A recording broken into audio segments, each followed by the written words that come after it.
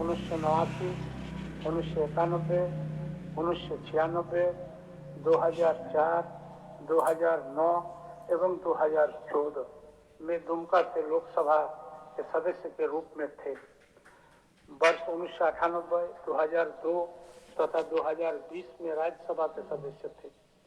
वर्ष 2005, 2008, 2009 में झारखंड के मुख्यमंत्री के रूप में प्रदेश की सत्ता की बागडोर संभाली। वर्ष 2004, 2005 तथा 2006 में केंद्रीय मंत्रिमंडल में कैबिनेट मंत्री के कार्यभार को संभाला। गुरुजी झारखंड राज्य आंदोलन के दौरान झारखंड स्वायत्त शासी परिषद के अध्यक्ष भी रहे। राज्य के पूर्व मुख्यमंत्री एवं झारखंड मुक्ति मोर्चा के संस्थापक आदरणीय शिबू सोरेन जी का निधन एक युग का अंत है, परंतु उनके साथ खड़ा हुआ महान जन आंदोलन, उस जन आंदोलन के विचार और उस जन आंदोलन से उपजा झारखंड बाबा के अमर होने का प्रमाण दे रहा है। दिसम गुरु शिबू सोरेन झारखंड अथवा देश के एक बड़े राजनेता ही नहीं, बल्कि झारखंडी अस्मिता और संस्कृति के सबसे प्रमुख ध्वजवाहक थे। 1972 में झारखंड मुक्ति मोर्चा के रूप में जिस राजनीतिक संगठन को उन्होंने जन्म दिया और जिस राजनीतिक संगठन ने कालांतर में राज सत्ता के माध्यम से झारखंड के निर्माण और विकास का बीड़ा अपने कंधों पर उठाया है, उसकी शुरुआत बहुत पहले एक सांस्कृतिक, सामाजिक और आर्थिक आंदोलन के रूप में हो चुकी थी। दिसम गुरु शिबू सोरेन को केवल एक राजनेता मान लेना मैं समझता हूँ उचित नहीं होगा और इनकी व्यापकता को समझे बिना झारखंड राज्य निर्माण आंदोलन के व्यापक परिपक्ष को समझना भी असंभव है।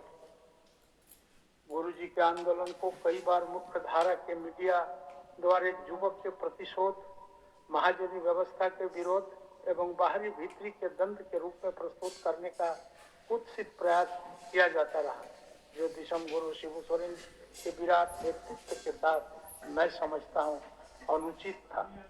गुरुजी ने कोयला नगरी धनबाद में टुंडी आश्रम की स्थापना कर झारखंडी अस्मिता, समाज सुधार, महिला सशक्तिकरण, शराब निषेध और आर्थिक सहायता की आधारशिला पर सनोत संथाल समाज की स्थापना की। टुंडी आश्रम में उन्होंने 19 सूत्री कार्यक्रम की घोषणा की, जिसमें स्वरोजगार, आर्थिक स्वतंत्रता सहित आदिवासी एवं गैर आदिवासियों के बीच किसी भी प्रकार के विवाद के निपटारे के लिए चेताब वैशी का निर्माण और जगह जगह पर विचार वैशी का गठन शामिल था। राम कुमार महतो। धन्यवाद माननीय अध्यक्ष महोदय। चलते मानसून सत्र के दौरान हमारे बीच दिसम गुरु शिबू सोरेन, स्कूली शिक्षा मंत्री रामदास सोरेन, पूर्व राज्यपाल सत्यपाल मलिक, भारत पाक युद्ध के नायक ग्रुप कैप्टन पीके पारुलकर, प्रभात खबर तथा हिंदुस्तान के संपादक रहे पत्रकार हरिनारायण सिंह जी जैसे कई प्रसिद्ध जाने माने लोगों का निधन हुआ, उन्हें मैं श्रद्धांजलि अर्पित करता हूं। अध्यक्ष महोदय, गुरुजी बेशक उनका जन्म नेमरा रामगढ़ उस समय के हजारीबाग में हुआ था, लेकिन उनका जो कर्म भूमि रहा वो गिरिडीह, धनबाद, बोकारो रहा। और गुरुजी को हम गुरुजी जो कहते हैं वो नाम भी हमारे विधानसभा टुंडी से मिला है, जो धनबाद का हिस्सा है। मेरी आयु बहुत कम है, गुरुजी को तो करीब से देखने का अवसर एक बार ही मिला था, जब 2019 का विधानसभा के चुनाव में टुंडी के प्रत्याशी मथुरा प्रसाद महतो के चुनाव प्रचार में उसी मंच में मुझे 2 शब्द रखने का अवसर मिला था। लेकिन उनके किस्से, उनकी कहानियों को सुनकर मैं पला बढ़ा हूँ, क्योंकि मेरे पिताजी भी झारखंड आंदोलन के शहीद हैं, आंदोलनकारी रहे हैं। मेरे गांव में लगभग 1 दर्जन से ज्यादा मेरे चाचा हैं, जेठा हैं, जिनको आज भी आंदोलनकारी का पेंशन मिलता है। तो उनसे मैं लगातार गुरुजी विनोद बिहारी महतो, कॉमरेड ए के राय की कहानियों को सुना हूँ। और आज भी हमारे गांव में एक कहावत प्रचलित है अध्यक्ष महोदय, उस समय 70-80 का दौर था जब गांव में रात्रि पाठशाला लगती थी। लोग एक कहते थे कि मीटिंग सुने ले चाले नुनुक माए, हमरा गाँव में आवहत विनोद बाबू शिबू सोरेन ए के राय। और आज जिस झारखंड मुक्ति मोर्चा, जिसका प्रचंड आज पूरे भारत में है, राज्य की सबसे बड़ी राजनीतिक दल है, उसका जो पृष्ठभूमि बनने का रहा है अध्यक्ष महोदय, वह गुरु जी के नेतृत्व के सोनेत संथाल समाज और विनोद बिहारी महतो के नेतृत्व के शिवाजी समाज का विलय ही झारखंड मुक्ति मोर्चा के निर्माण की कहानी को बताता है। विषम गुरु शिबू सोरेन ने उस कालखंड में आमजनों की आवाज बने, जब कोयलांचल में उद्योग हावी हो रहे थे, जब कोयलांचल में तमाम माफिया लोग हावी हो रहे थे, पारसनाथ की तराई में महाजनी प्रथा हावी हो रहा था।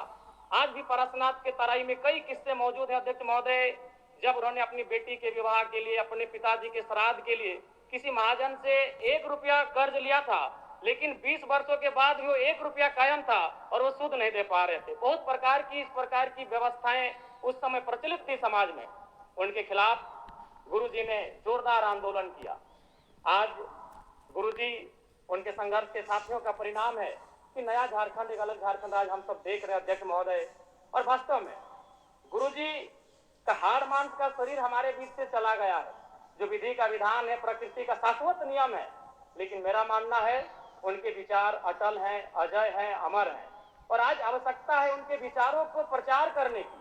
आज आवश्यकता है उनके विचारों का जो सपना था उसे साकार करने की। और मैं कहूंगा अध्यक्ष महोदय, जो जिसका उदय होता है उसका अंत होता है, जो आते हैं वो जाते हैं, ये विधि का विधान है। लेकिन गुरु जी का जाना भी एक शुभ समय है। आज नहीं तो कल गुरु जी जाते ही संसार को अलविदा कह के, हम भी एक दिन संसार को अलविदा कह के जाएंगे। लेकिन गुरु जी एक शुभ समय में अलविदा कह के गए हैं, क्योंकि उनकी पार्टी की सरकार है और उनके पुत्र इस राज्य के सबसे सशक्त नेता माननीय मुख्यमंत्री के तौर पर विराजमान है। तो इससे बड़ा अवसर हमें शायद नहीं मिलेगा गुरु जी के सपनों को साकार करने का।